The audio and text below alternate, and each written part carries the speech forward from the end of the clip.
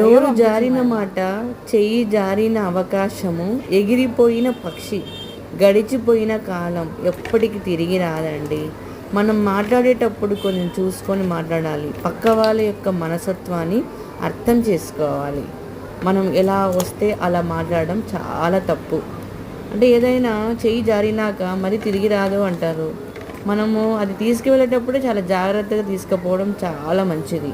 ఆ తర్వాత అది పడిపోయింది, తిరిగి రాదు అంటే మనం అప్పుడు దాన్ని ఏం చేయలేము.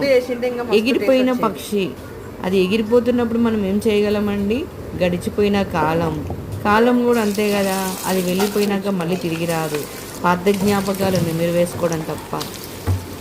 ఇది నేను చెప్పిన సూత్రం కాదు, నీతి కాదు, ఒక మంచి మాట. ఇక్కడ నేను చేస్తున్నది ఫిష్ ఫ్రై అండి, చాలా బాగుంటుంది. మీరు కూడా ట్రై చేయండి.